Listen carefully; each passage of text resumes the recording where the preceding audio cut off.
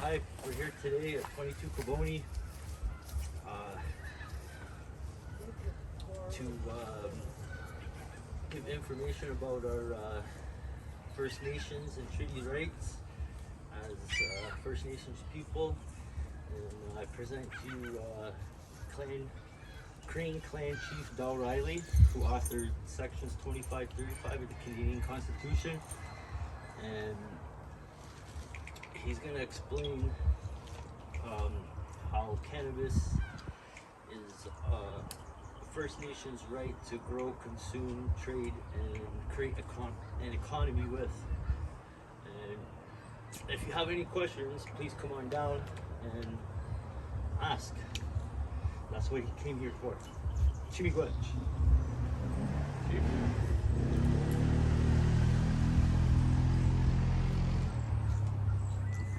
Okay, I'll stand for a little while, but I might have to sit on after a while. Yeah, I'd like to thank you for inviting me here, and Sit.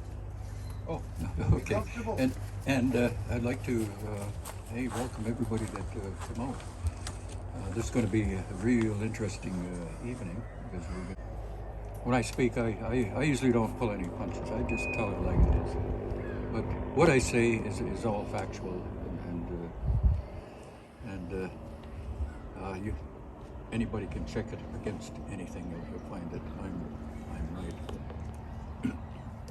Now I'm going to cover a number of topics or subjects tonight.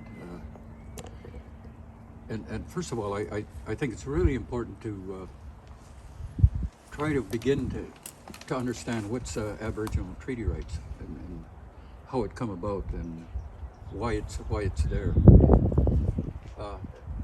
After that, we'll talk about the law, the Indian Act, how it affects what you do here today, and all the things. Well, I'm not going to go into everything that's wrong with it, but I'll go into a few of the things. And then I want to sort of go into how the various laws that are affecting cannabis clash, and where First Nations sit in terms of everything, including the Indian Act Chiefs and Councils. So, okay, with that, I'm going to get right into Aboriginal treaty rights.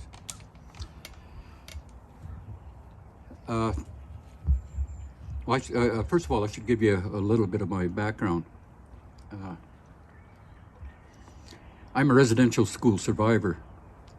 I served 5 years in a residential school, the most horrific place anybody could ever imagine. I was lucky to get out alive. I was used as a biological weapon because they put me in when I had TB. I don't know how many kids I infected, but I'd say I probably did. But I don't know. I can't say for sure. I just say it was the most contagious disease at the time, so I probably did infect people. But in any event, I got out after 5 years, and I was planning to run away anyway. So I got out, and I was able to go to public school. But then as parents were both residential school survivors, and well, as things go, they were both heavy drinkers, and pretty soon I got kicked out. I'm 12 years old, so I'm out in the street at 12. But well, I wasn't, I guess totally unhappy because I was able to find an aunt that took me in, and so I decided, hey, I'm going to educate myself. I'm going to make sure I get educated, and I did. I got through high school, went on to university, and eventually I got the offer to get into research, doing land claims research. And I'd, over a period of about 10 years, I probably did maybe about 60 land claims that are probably settled today. I did 3 for my own community. And, but anyway,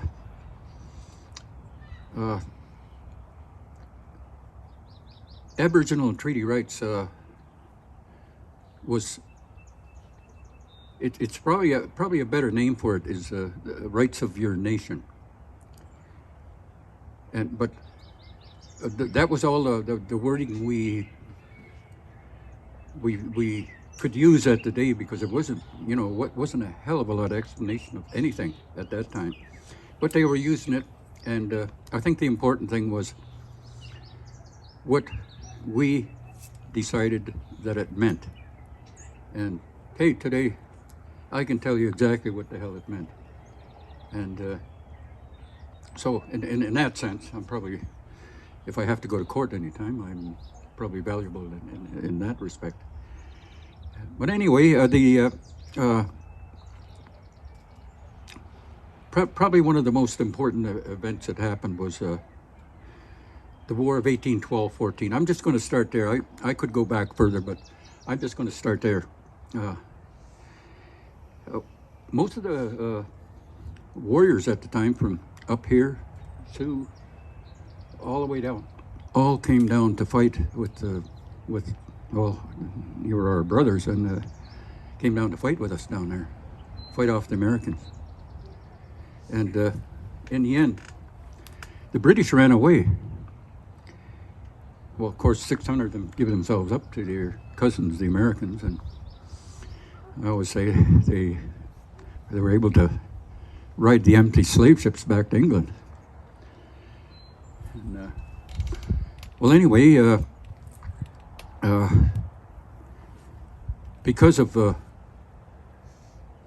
war effort made by our warriors, the borders were now secure.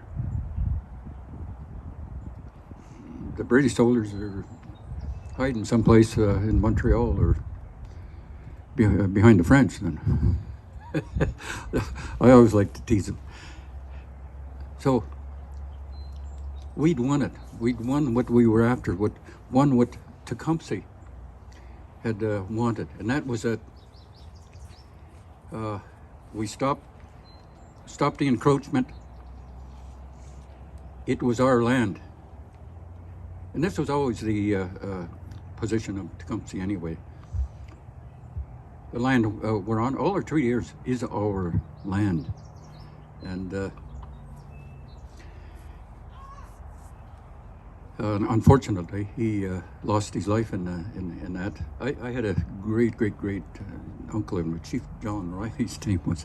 He fought beside Tecumseh, so I'm very familiar with the history around there. But to me, the most important thing of that time was that at the end of the war, we had absolute eminent domain over all of our territory or country, whatever you want to call it, and that was ours. Okay, I don't know. Things seem to, well, not improve that much, but move along until about the 1860s, when a few immigrants from England and somewhere around there decided they wanted to form their own country in Canada. And they decided that, well, hey, let's sit down and put together this great racial scheme whereby we can get control of all of the lands and resources in this country. And we won't invite any Indians to the planning or the whole conspiracy session. So they didn't. And like I said, these balding immigrants sat down and they called it Confederation. And okay, but there was a further very important addendum to this that they needed, and that was to put in place Canada's apartheid law, the Indian Act. And so they did. And The final thing they needed was a court case that they could now say, hey, we've got precedent. The law says this. And so they, of course, we weren't present at and they decided that they're going to divide up the booty between the feds and the provinces on Indian treaty land. So that's what they did. And 1888, the St. Catharines milling case came along. Of course, no Indians present, but I guess the primarily thing of that was that if anyone's familiar with the papal bulls that were made around the 1490s, and a little after that, they essentially said that any of the colonists from the European countries could come over and discover any of the lands that the brown-skinned people owned or dark-skinned people owned. And by that discovery, they could own all of that land. So, and that's called the doctrine of the discovery. And it was actually, if you look at the Indian Act very carefully, you'll find that the Indian Act was constructed with all the principles of the doctrine of discovery in it. Extremely racist, and so they used this, and that became their precedent. But one thing I think was important when we did get it in 1982, and the only reason it got in was I'd opened an office in England, and I was lobbying around the world, and hey, it was having one hell of an impact on all the lies the government was telling these various nations around the world of how good they were treating their Indians, how well off their Indians were, and word got back to Indian Affairs, and finally I was in a committee meeting in Parliament. John Critchin comes over and he said, Mr. Riley, he said, hey, can you come with me down the hall? It's very important. You know. So I said, okay, sure, let's go down. And so we went down, and he looks at me, he said, if you will close your office in England, I will give you your protection for Aboriginal and Treaty rights. So it's section 35 and 25, and put them there. So that's how it got in. And but it was they had to agree. That's they were forced to agree, but they also forced to agree with our interpretation of what that means. So that's a very important point. And the only one that can interpret the Aboriginal Treaty right is us. And but anyway, that's the interference in your basis of your Aboriginal and treaty rights. It's not the same all over the country in terms of who's on this treaty or who doesn't have one, or but the rights under Section 35 are basically all the same. So no matter what part of the country you come from, it's basically all the same. And I know at the time, they were banking on Aboriginal treaty rights being what it was in the St. Catharines milling case. And even though we argued there and we didn't get to any interpretation, I didn't want one anyway, because like I said, I knew in the future when it comes up, hey, they're still going to have to ask us what it is. What's Aboriginal treaty rights?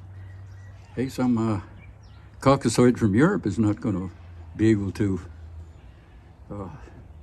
tell us what we did 2,000 years ago. Hell, they don't even know what they did for themselves that time. So that's our strength. That's one of our strengths. And well, eventually it got in, and I thought things would happen for change a little more quickly than it has. And it's so. Well, one of the reasons I'm even coming out again is that after hearing about all of those kids that were buried without any markers on it, I said, "Hey, that's enough. I'm going out there, and I'm gonna cause shit for the next 10 years." And so that's what I'm gonna do. But I have a lot of experience, so and I wanna help out any way I can. So now I'll get into the Indian Act. John A. Macdonald brought in, with the Indian Act, he brought in his own version of what the chief and council should be. And he wanted, well, his idea was also to get rid of all of the traditional chiefs and councils. And, well, I don't know if they call them councilors, they could probably call them headmen at that time. But he wanted to get rid of them and institute his own. And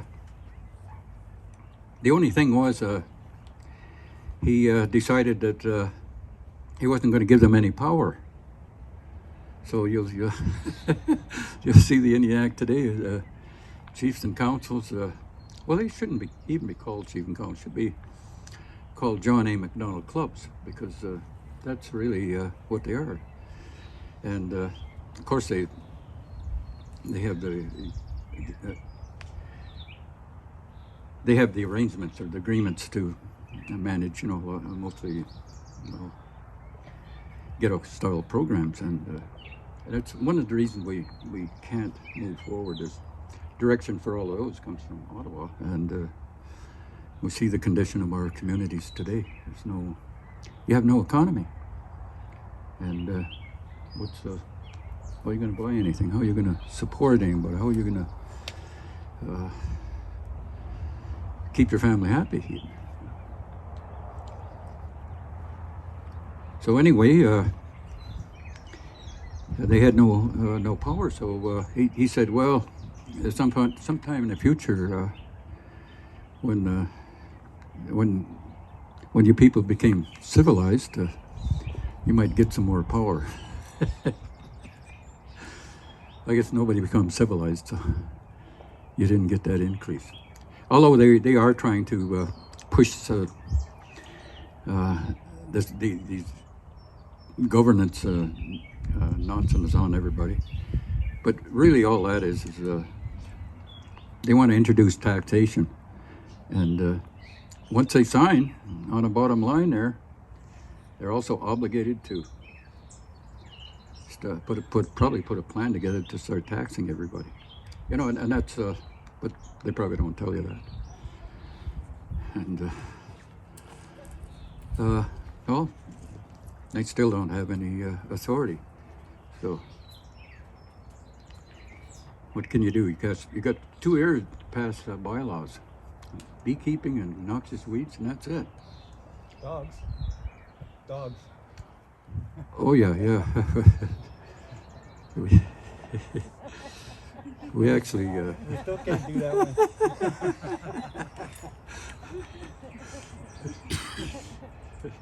Yeah, one time we sent out a crazy registration form for everybody. Everybody had to have their dogs registered and named, and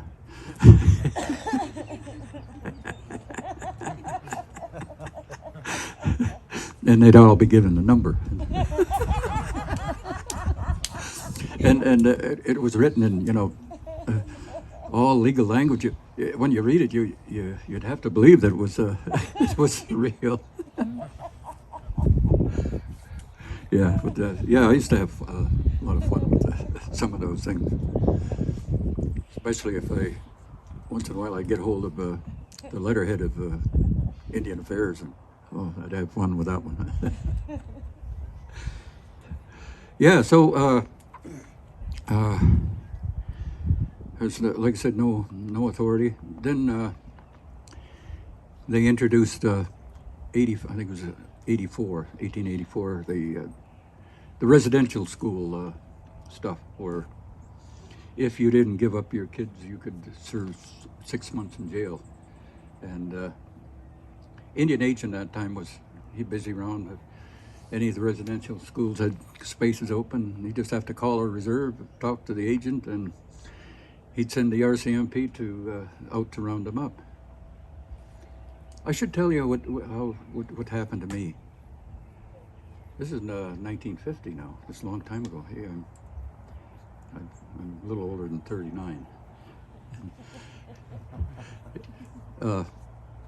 Anyway, it's really sad and really hard for me to tell this sometime. But and we were a family of 8 at the house, 8 kids, and 2 parents and my grandfather. And but we had everything, and there was no social assistance or everything. We had 3 gardens. We had all the food we wanted. And my dad worked.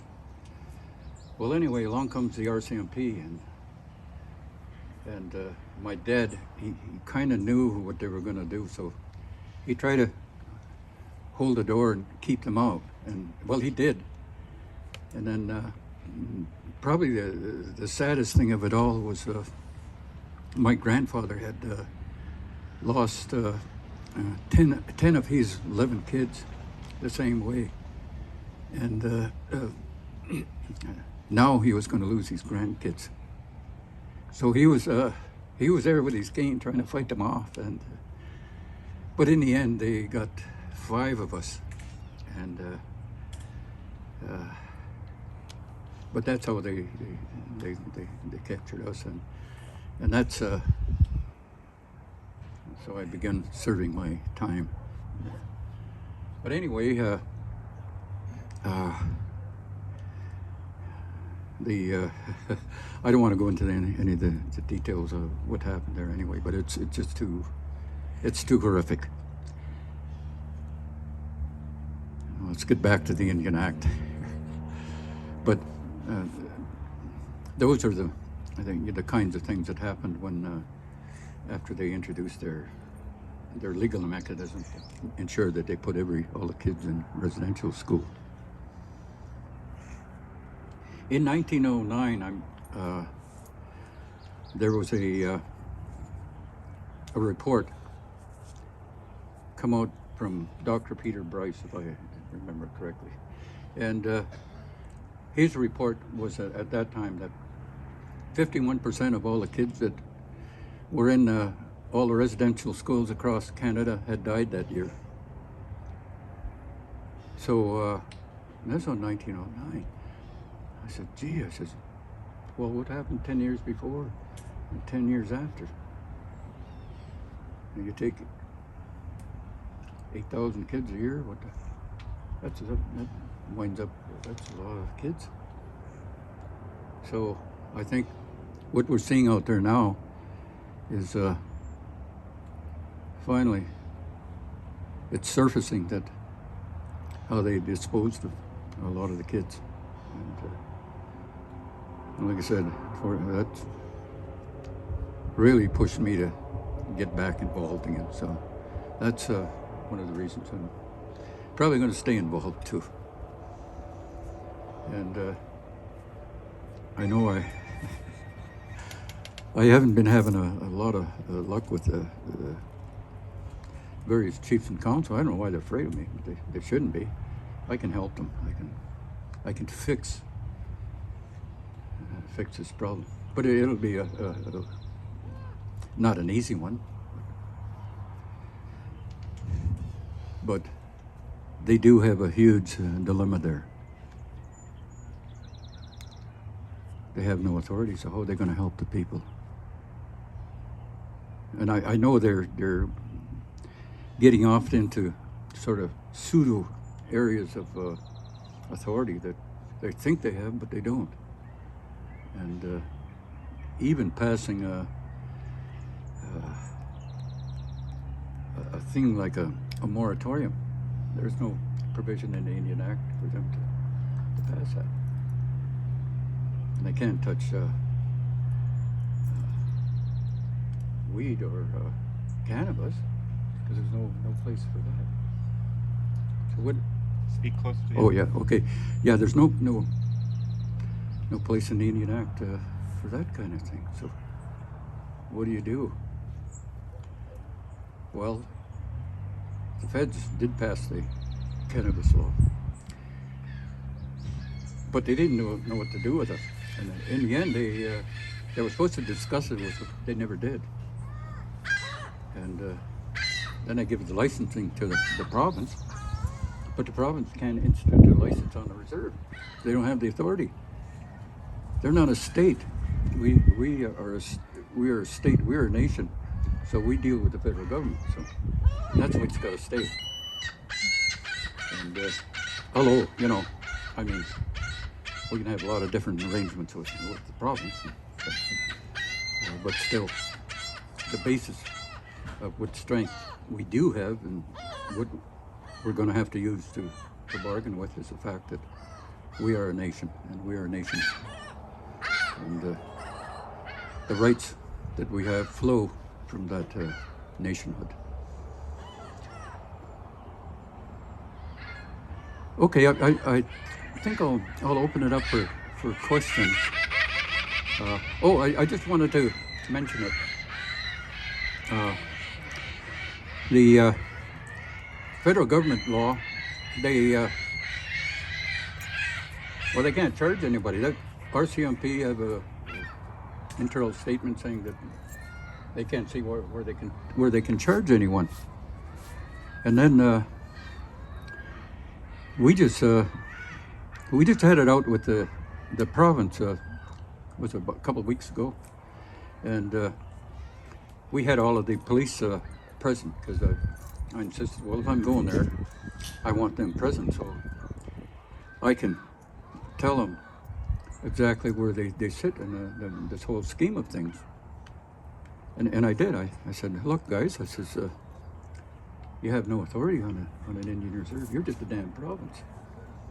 You're just an administrative unit of the feds.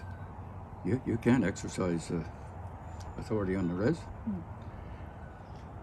Can you explain what sovereignty means? What's your definition of it? Of sovereignty? Sovereignty, yeah. Yeah, very easily. The rights of a nation. What you deem to be the rights, how you run your system, your government, everything, that is yours and yours alone. That's covers sovereignty. Mm-hmm. And even in the 1764 Treaty of Niagara, 24 chiefs there, the British wanted us to become British subjects. No, we all kept our sovereignty. So we still have our sovereignty. Or I like the word nationhood, but it encompasses Aboriginal treaty rights. So, but as far as treaty rights, what you have to do you're going to have to sit down at some point and figure out what's all involved in the rights of a nation. What are the things we as a nation would control? And well, you've got resources, you've got lands, you've got a lot of things. You've got social area. There's a lot of things to do, and but that's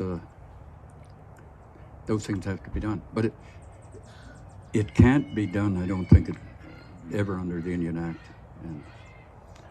And one of the things I encourage people to do is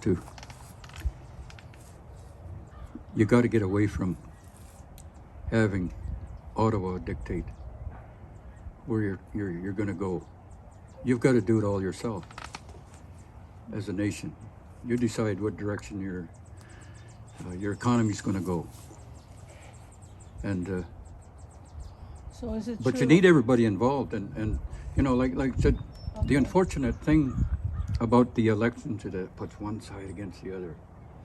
So you need to somehow bring back the clans with where everybody worked together on everything.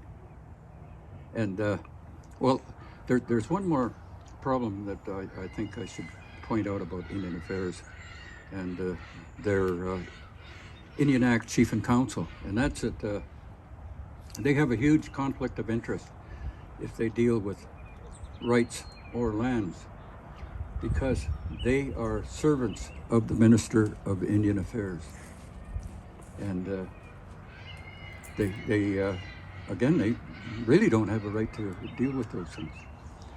I think Section 35 and 25, if tested, in court would knock a lot of that out, but we haven't got that far yet. So, you know, there's a lot of issues you got to face. How do you get around it? And I'm not here to dump on any chief and council. I think you need all of those people too. Some of them are very intelligent, very bright people. But what you need to do is ensure your system is set up right, so that your nation controls your direction wherever you're going. Okay, questions? Questions on First Nations Land Management Act. What's that all about? Oh, that's a well, the Indian Act never give much authority. So what they did is they created this Indian Land Management Act and made a parliamentary bill in it. There's a parliamentary bill on it. Or is that attached to anything? Is it separate? The fiscal? Okay, it's separate. Basin Land And- Management Act. Yeah, Land Management Act. Okay. Alternative to the Indian Act. Okay, but all it is another Indian Act. They're And, templates. Yeah, it's just another Indian Act that It's just a fill in the that blank. keeps the federal government in control of you. So, Yeah. but hey, hey, they threw out a lot of money out there to entice everybody to sign, and then hey, you got another big problem. Only takes 25% of the people to give away all your rights or land.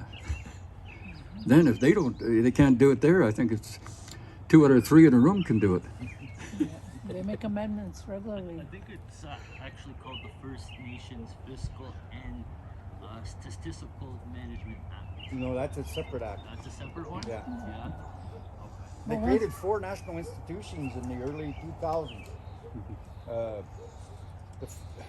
The First Nation Land Management Board, the First Nation Taxation Advisory Board, the one on fiscal relations. I think there's another one on business development, like assistance with looking for capital.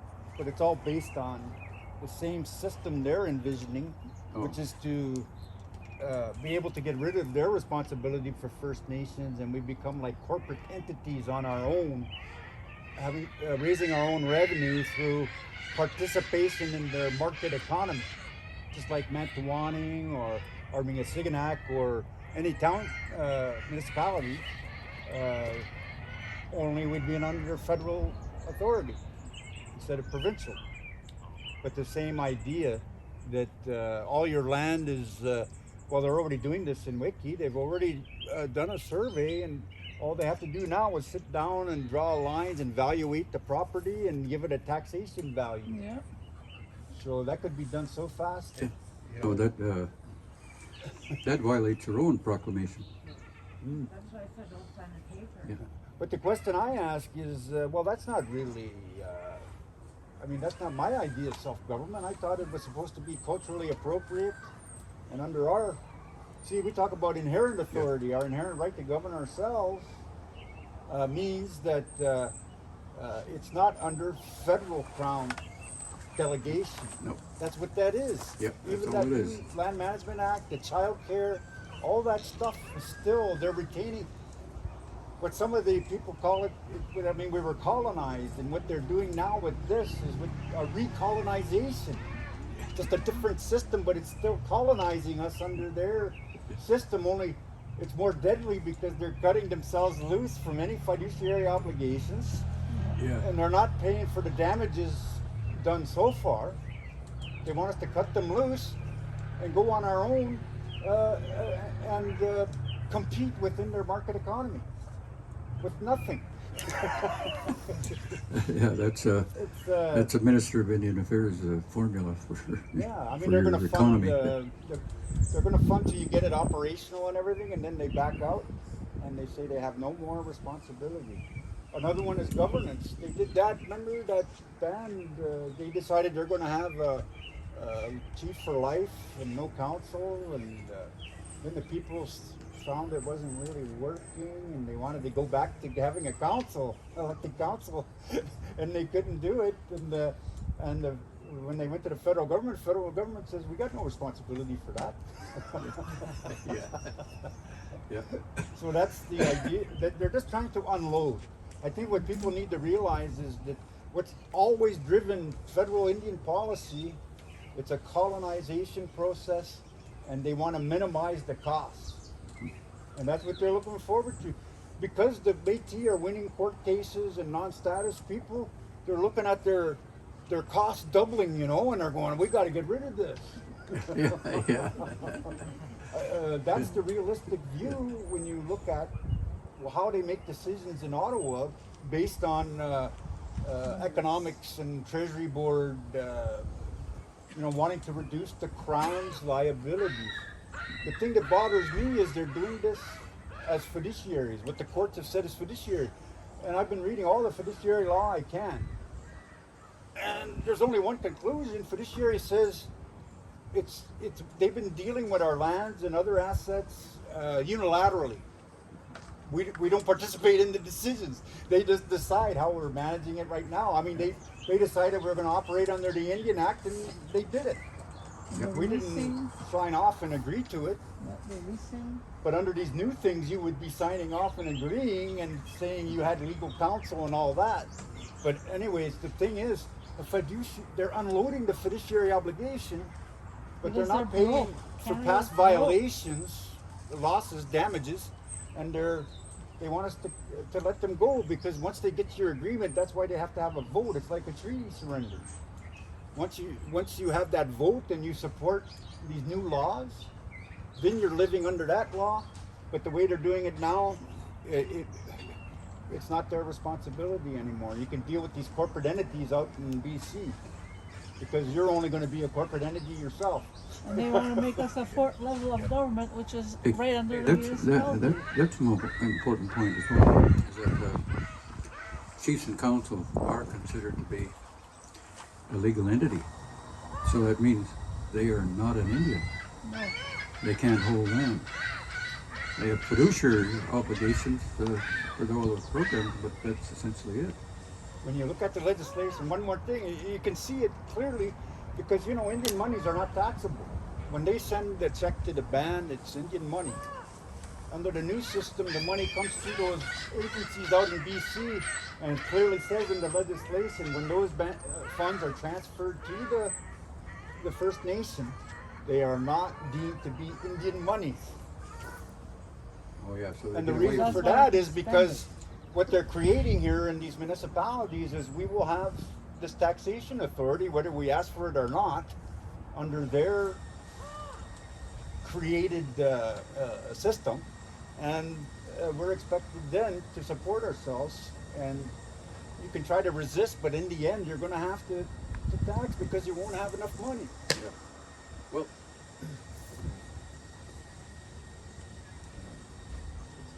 I guess people have to make a lot of decisions then. But doesn't matter what you do, your budgets, by 10 years they start implementing your taxation. And we're only finding out as a people, figuring it out as it's unfolding. We're not looking ahead and saying, hey, look what's going on. I mean, we've got people that believe the federal government, actually believe what they say. Yeah. When everything they say is a lie. They say it nicely now, but it's still a lie. And I don't know how we break that. How many First Nations dispensaries is there Well, in Canada, in Ontario? Under the North Shore Canada dispensary. what is it, about 130 some First Nations in Ontario? I don't know the final number, but 136, 37, somewhere around there.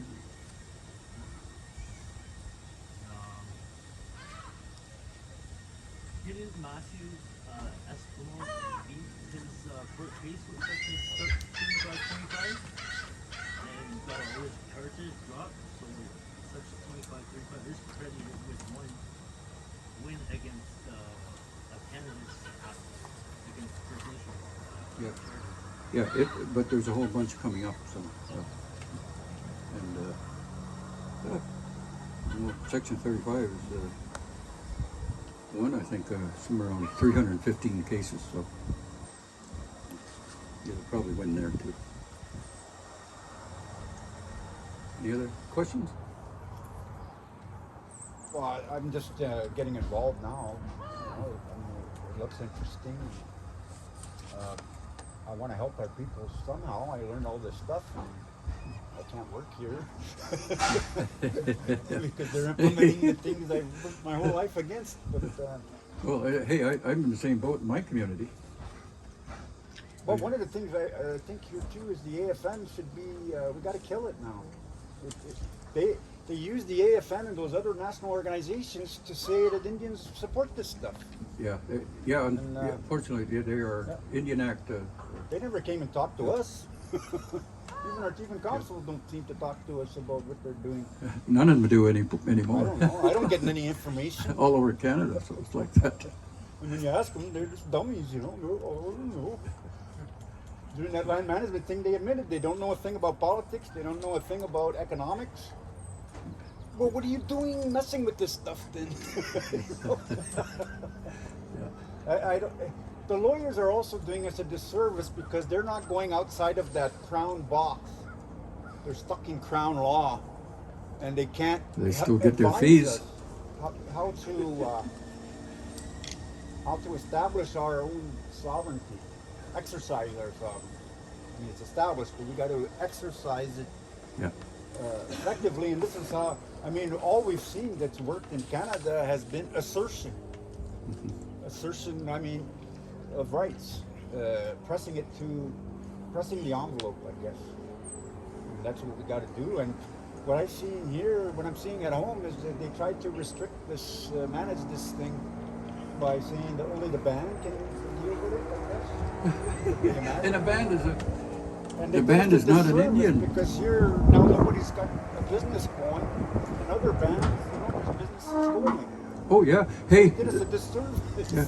And some of the First Nations, was it Oneida? They got about probably 30 shops operating. But they're southern up there. Yeah. And, Tyendinaga, I don't know how many they got. Equal number. You got all of them. They're all over the place. 100 or probably about 250 across Canada now. So it's happening, you know. And hey, whoever's can get their shit together and get it going. I mean, you're going to put a lot of people to work. It's funny. I've always been called a leftist, and now here supporting free enterprise because we need free enterprise. That's how their economy works. If we're going to gain anything out of it, we've got to have people involved. And I think restricting, not allowing our people to get involved is a real disservice to us. It's damaged us. Now we're at a disadvantage. But we got to overcome it. Yeah, you gotta stand up, and things are gonna get worse once they start cutting the funding and no economy. See, anytime we get an opportunity, they try to cut it off. Yeah. Look at, they cut the taxes on tobacco, about 1991 or 2 after Oprah. and it stayed low for a long time because they were trying to stop the Indians. Yeah. But why does it have to be a confrontation all the time? Yeah. I can't, And always seemed to be one interest, trying to control it all instead of spreading it around, you know, to different families. And that works good because they all have they put a lot of people to work. And, there's very few options out there, and I'm not trying to promote that really, but it's an option that people have. well, we need. What's this thing I hear about an Indian trust fund that England is it's kept in England and it's like $3 trillion and collects $300 billion a year? Indian trust. You talk about I Indian don't. money, so I don't think so. I think somebody got that mixed up. But if you combine all of the trust funds of First Nations across Canada, you probably get that amount. There's a terrible court case, but it would explain some of the confusion. That's why you can't find anybody that's a First Nation tax expert because there's no certainty as to where it stands. Yeah. Samson Cree in Alberta, sometimes called Hubima. That's like 3 or 4 reserves there. They had oil revenues, and they were trying to get control of their oil revenues because Canada's controlling those, And it was a major case on trust funds, and they didn't win. A setback. Yeah. And it's a big people setback. don't hear about it, of course, but that Yeah. was 10 years But ago. that, you know, I mean, we have to expect that from the. There's other cases we won. There was one case, the Benoit case, where they won all the way up to the federal court, ruled in their favor that those Indians, how they naturally understood the treaty was that they did not have to pay tax anywhere, anytime. That was the Indian understanding, and the principle in Canadian law is that if there's a dispute over a treaty or agreement, where the Indian interpretation is to be favored, Yeah. because the Indians didn't read or write the language that That's the a Simon treaty is case. written in. That's a Simon case.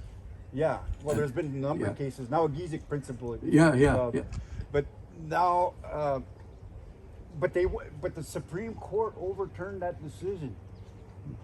Benoit, I knew the Benoit case because I used to work in claims funding at the department. And he had a lands and severalty claim, which is a Métis, or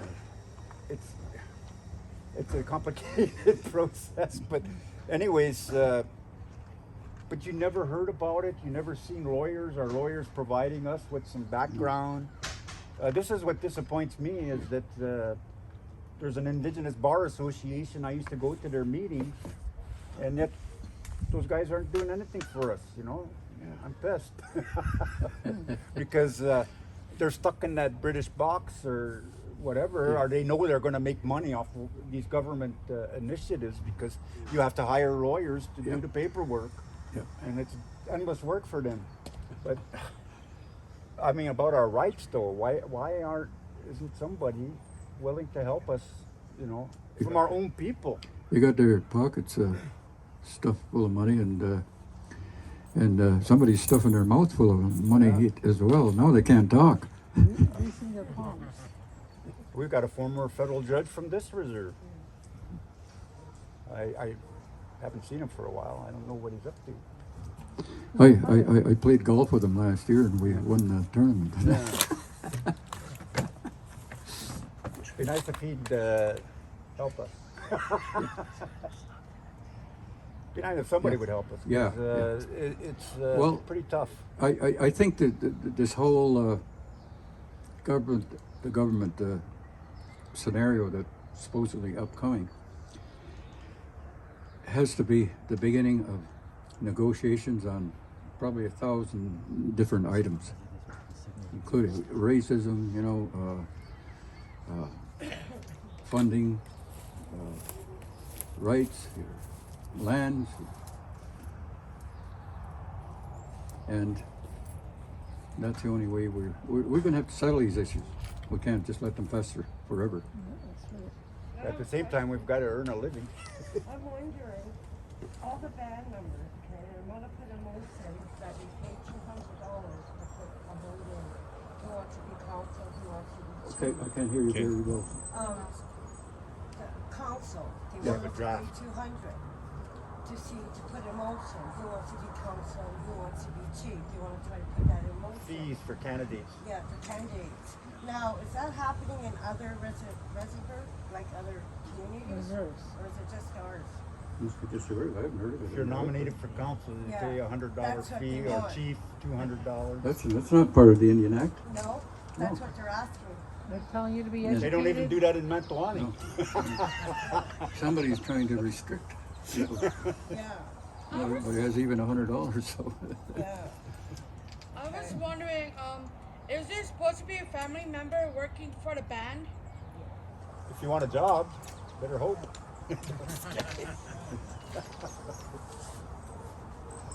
Well, if you can get a family member in there, get them in there.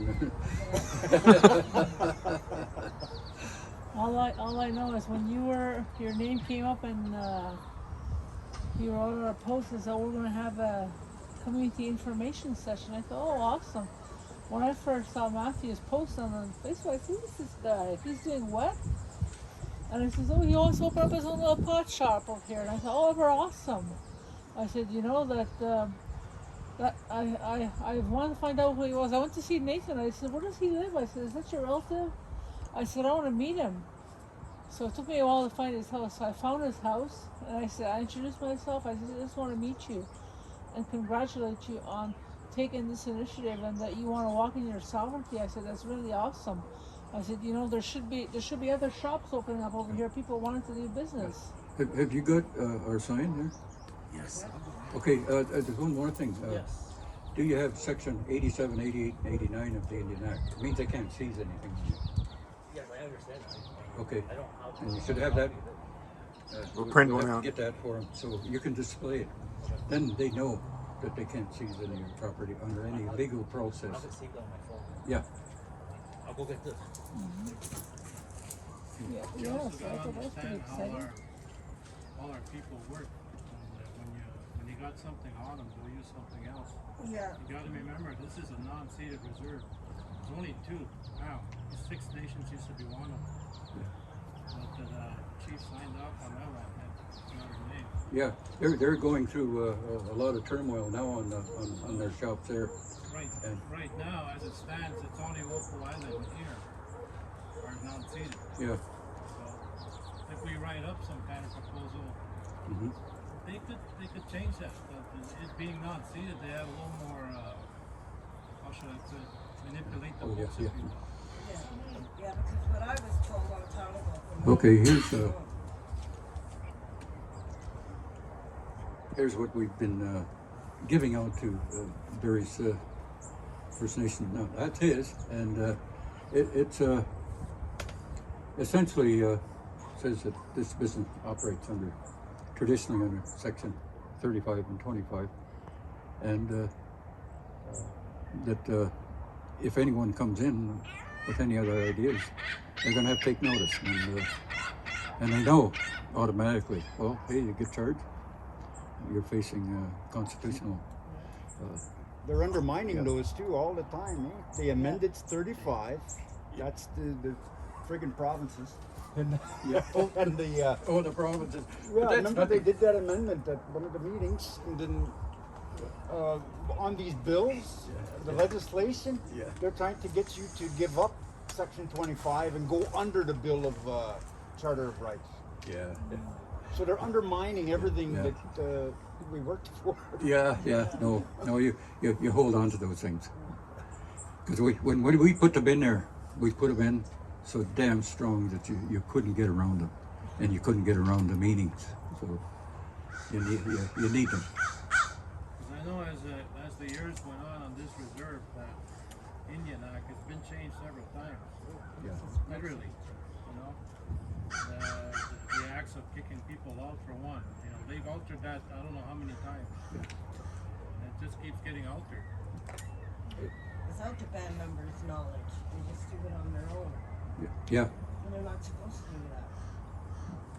Because I know a long time ago, my mom told me that when you have a band member working at the band office, there's not supposed to be no relation working all together.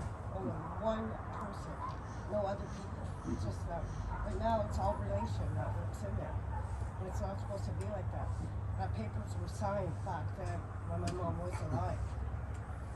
Yeah. So that's, Well, that sounds like a sound policy, you know, to have. just where did it change? Well, I I don't just want understand. to say, I've been trying to say for the last 15 years here that we're unceded doesn't mean anything to Canada. It has absolutely no meaning to them. And if we don't, amongst ourselves, start clearly agreeing on what it means, it's going to be gone. How many chickens do we have here? Like, I'm ready to stand, you know that. 400. Everyone else just sits here. Like, you know that as much as I know that. That's why the Mohawks always tease us. Exactly. We hide in the bushes. No, the other ones hide in the bush. I'm willing to stand. It's the other ones that hide in the bush. The other ones are afraid to speak up. You know But what it's I up to mean? I us would to love define march. unceded. If we don't You do know? it, we're going to lose it. Yeah, I think we should stand up for this. Like, I would love to. Riley.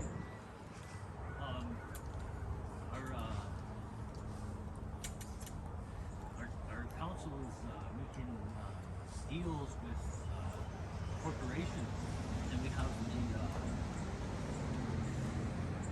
a small, what do you call it, business sector up there, Industrial park. industrial park, that they're making partnerships with corporations, and they'll put these corporations, and what happens is they fill it all up, and corporations are all in there, and because the corporations supersede the Indian rights, what would happen if they gain power over the council?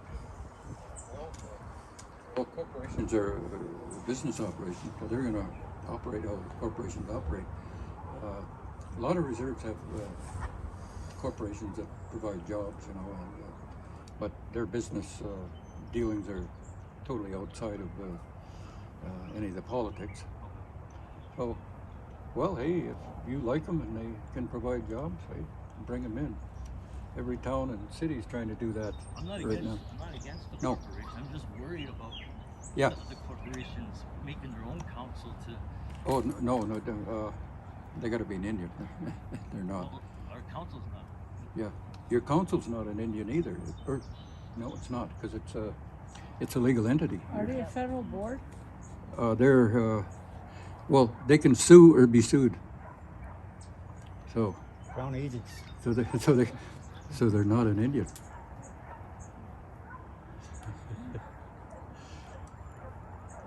That means that has a lot of implications. I think it's pretty much give and take, and that's basically all it is. If we give a little, maybe they'll take what we give them and allow what needs to be done. I'm sure we can get like 7 to 10 shops here, no problem. Yeah. All we gotta do is have the initiative. Let's do it.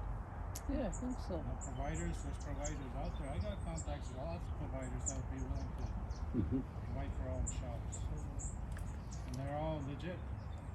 I've been talking to the ones in BC and towards Quebec area. Mm-hmm. It can be done. Yeah. Yeah, I think so. It's What's give the and status take. with the police? What's the status with the police? Like, Oh, okay. I just got to ask an important question. The status of the police.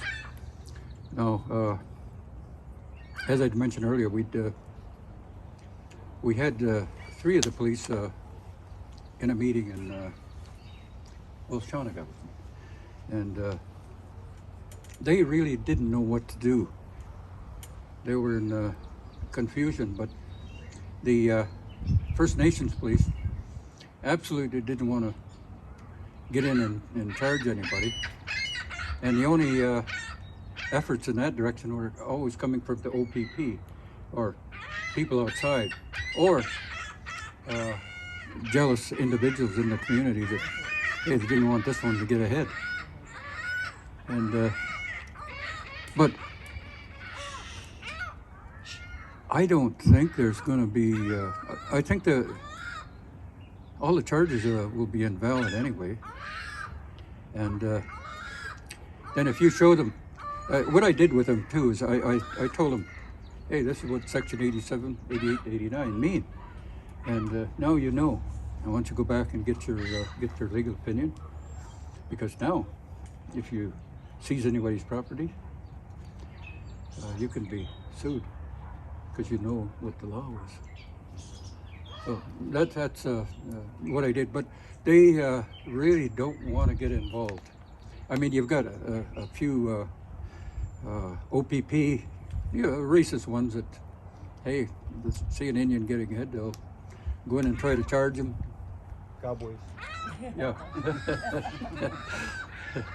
But we've stopped a lot of that trouble. Usually I get invited in and I go in and I insist that we have if we get the politics in, we'll bring in the police and let's look at all the facts here and let's see what's true, what isn't. And let's examine what authority each one has and how does it fit in the scheme of things. But yet, on top of it all is your rights. Everything else is down here. So we've got to always, that's why you've got Section 35 and 25 it says set up based on these tradition. Now the WTPS here, the Wikwemikong Tribal Police, they've set up their own policy for cannabis and alcohol. Yeah. Bylaws, like for purchasing and packaging and selling and advertising. Right? But the council hasn't made no policies like this. Yeah. Well, it's a complicated thing. It's well, you ask the province. Why not ask the successful operations? Which are the Indian ones? They operate a hell of a lot better than the provincial ones, Why couldn't? and more profitable. So. Well, since council's not, playing any role, any useful role, maybe retailers or potential retailers here maybe need to get together and begin establishing their own protocols or whatever. That's what I was getting at. Get more of us getting involved to make our shops, but also put some of that money aside that say start up a nursing home and that we're actually doing something that would be accepted. Like not much, just a little bit on the side, but all of us put together, that'll all add up. I'm teaming up with A-Star to start these programs. We need to do something with youth because look at the suicides we had this The other last day. month. That's too many, like suicide, everything. Like there's like a hotline for troublesome teenagers to talk to, or even counseling they could go to talk about their feelings. Well, Hey, you hear that Inuit lady from Parliament? Yeah. She said, I didn't hear the whole thing, but somebody just told me. She said that an 800 number ain't going to do it. Yeah. Yeah. But I actually called it about 4 times and it was always busy. I just wanted to see if it was legitimate. We just had one that just passed on Canada. By suicide. That's sad. I mean, we're living right in it. Yep. Nobody's saying nothing. Everyone's being I quiet. like the idea about how you could group together like with Bobby and other people. There's more than enough business to share the wealth, to genuinely share the wealth within the people here, Hey, There's nothing wrong with little that. small reserve. It's got nearly 30 shops. So. And that's what I noticed with the chiefs doing the council. It's always the youth, and they never follow through with the youth. And and I'm proud of my son, what my son's going to be doing, with A-Star. And he's going to do it. What he does it. He doesn't talk, he shows it. He's sticking one to his thing I can word. say about my son. And I'm proud of him. You know? He does what he does. It's been a long story, that's for sure. Yes, and he worked hard. I'm very proud of you, bro. Thank you. Yeah, I was glad when I heard the business you were doing, and I didn't have to drive to Linda. And I mean, we're all part of the 1815 treaty, right? All the whole North Shore. I couldn't understand why we didn't have our own, owned by our own people, and these others too. You need a business organization. Then you can protect each other. Make a business plan out of it. Yeah. I think the persona of it being bad is that's what they gotta get out of it. That's why one of the reasons why I became an advocate of this is, you know, while I'm a Sundance chief for one, yet I'm an advocate for it. That's gotta come from something, you know. I see it as a medicine, not as anything else.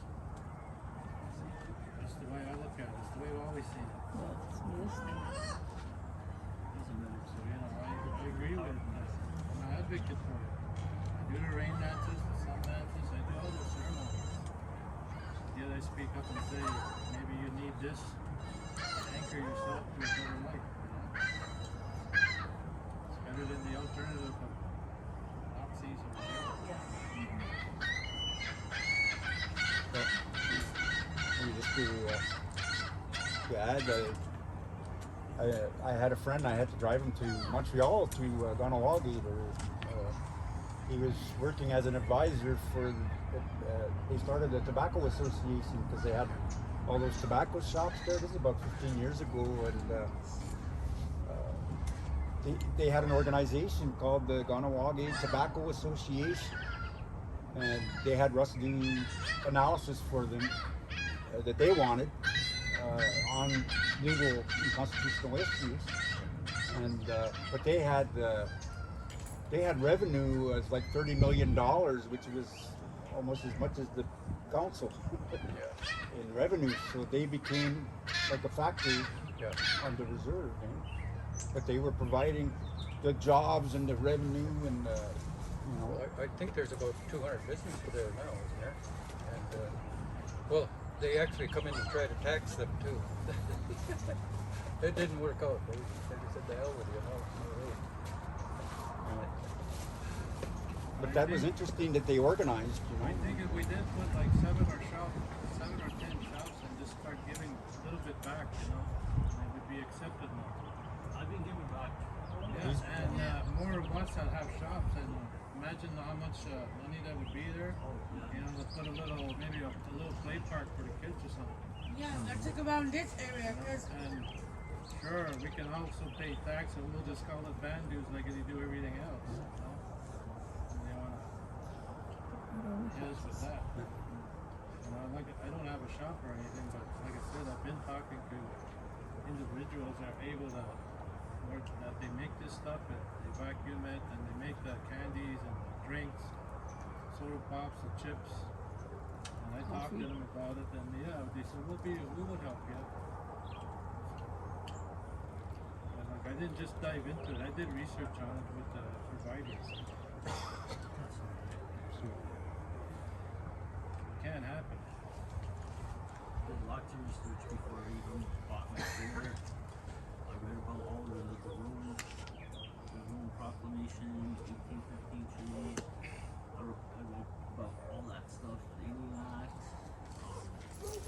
Before I even bought my trailer to do it, I even got my lawyer on retainer before I started the shop.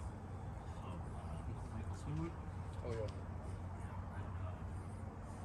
He told me just to go for it, and if something happens, the deal's done.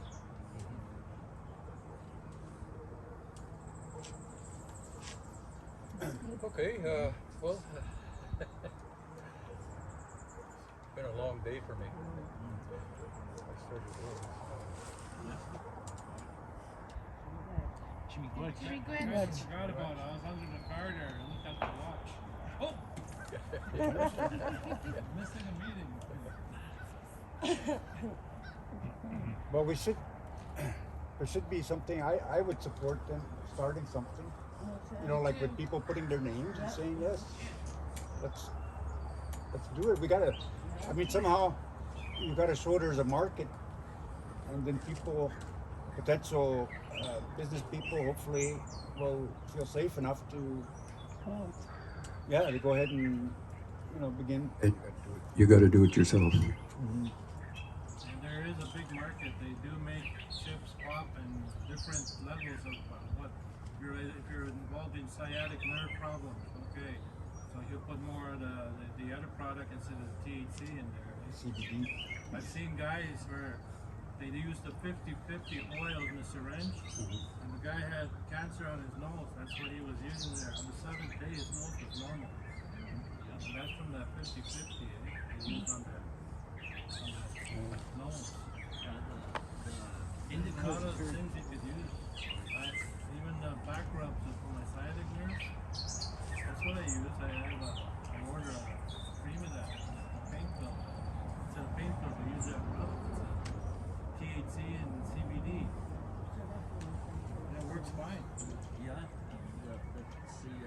the indica strain of weed is a very powerful sedative, and when you rub that on your skin, on like skin cancer or if you got cancer on your nose, like you said, it's a sedative and it kills those cells, those CB1 and CB2. I use those products too. So I'm a cancer survivor as well, and you go through little periods of discomfort or pain, and That's hey, what I mean. That's a couple of puffs and all gone. Works on everything. I'll get, Yep. I was supposed to be on insulin. That's 18 years ago. You know? That's in smoke. It's good medicine. Cannabis fixed that problem. Well, maybe the council and leadership needs some psychotropic treatment. Because they're so narrow-minded, they don't understand what's going on in this world. The misconception of cannabis is all cannabis is going to get you fried. That's not the case. It's in different levels depending on where you're at, what you want. If you just want it day by day to cope with your anxiety, you got a level for that. If you want to cope with your sciatic nerves, you got a level for that. If you got extreme pain, you got a level for that. There's so many different levels and so many different styles that you can use. Just that everybody's got to open their eyes and say it's right in front of you. It's always been here. This has got a bad rap. If we can bring that goodness back, then I'm sure we get a lot of support. But we have to give back a little. Like he said, he's been giving back, but if there's more shops, imagine how much we can give back. And maybe they'll look at us in a different way. Maybe. Every green herb is good. We should be able to get loans from the Aboriginal Development. I don't think they give loans for that, or they don't give loans for the gas stations either, do they? They need to change their policy. Yeah. shops. Yeah. Start. But actually, there's a lot of money out there. You can get money if you've got a good enough project, and you can work out a good deal.